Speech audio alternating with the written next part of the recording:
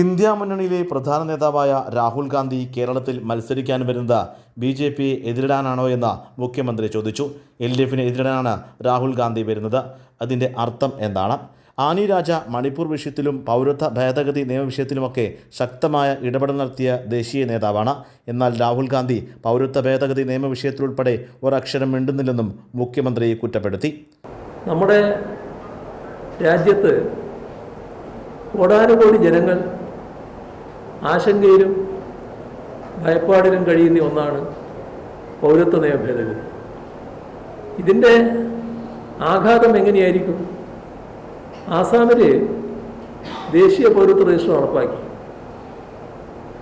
അവിടെ പൗരത്വമുള്ള 19 ലക്ഷത്തോളം ആളുകൾ പൗരത്വം നഷ്ടപ്പെട്ടു എന്നാണ് റിപ്പോർട്ട്.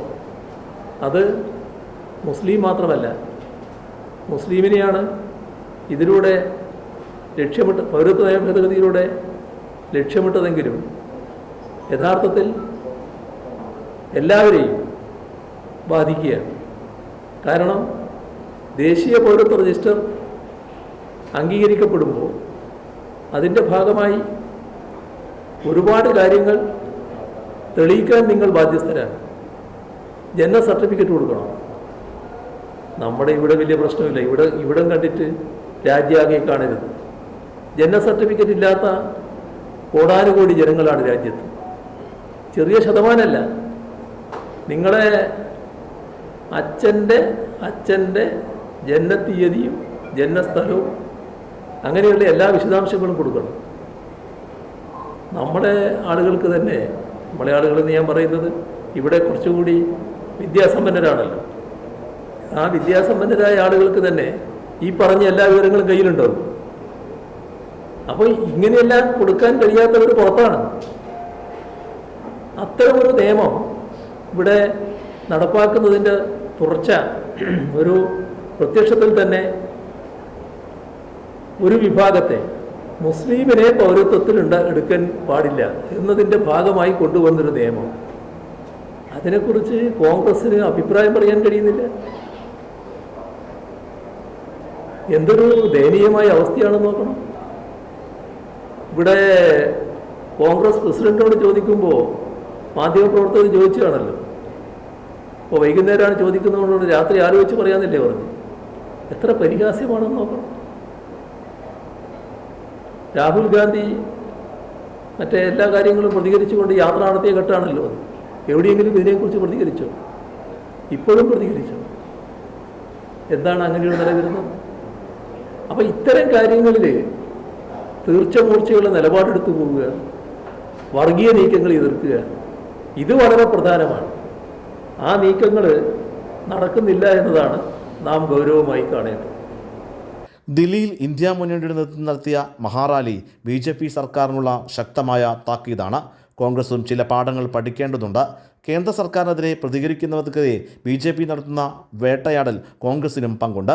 കെജ്രിവാളിനെതിരായ ED നടപടിക്ക് വഴിവെച്ചത് കോൺഗ്രസ് നേതൃത്വമാണെന്നും മുഖ്യമന്ത്രി വിമർശിച്ചു. വളരെ പ്രധാനപ്പെട്ട നേതാവിനടക്കം അത്തരത്തിലുള്ള ആഘാതങ്ങൾ താങ്ങാനാവില്ല എന്ന നില പരസ്യമായി രാഹുൽ ഗാന്ധിയെ പോലൊരാൾ തന്നെ പറയുകയാണ്. അത് നൽകുന്ന സന്ദേശം എന്താണ്? നിങ്ങളെ ഭീഷണിപ്പെടുത്തിയാൽ പാർട്ടി വിട്ടു പോകാമെന്നാണ്. പാർട്ടി വിട്ടു പോകുന്നത് ന്യായീകരണമാണ്. അത് അംഗീകരിക്കാൻ പറ്റാത്തൊരു കാര്യമാണല്ലോ. ഇരിക്കട്ടെ, ഇത്തരത്തിലുള്ള നടപടികൾ സ്വീകരിക്കുമ്പോൾ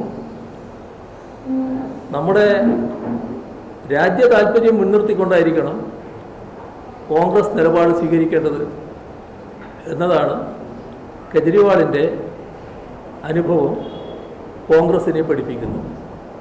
അത്രത്തോളം ഇന്നലത്തെ റാലി BJPക്കുള്ള മുന്നറിയിപ്പും കോൺഗ്രസിനുള്ള ഒരു അനുഭവ പാഠവുമായി മാറി എന്നതാണ് പ്രത്യേകത.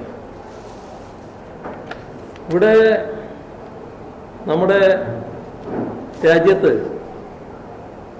മോദിയുടെ ഗവൺമെൻറ് ഇത്തവണ അധികാരത്തിൽ വന്നതിന് ശേഷം BJPയുടെ ഗവൺമെൻറ് 10 വർഷമാവുകയാണ്.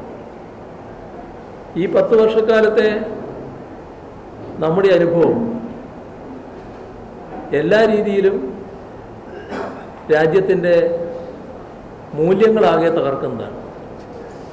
ഭരണഘടനാ മൂല്യങ്ങൾ തകർത്തുകൊണ്ടിരിക്കുന്നു. മതനിരപേക്ഷതയ്ക്ക് വലിയ പോറലാണ് സംഭവിക്കുന്നത്.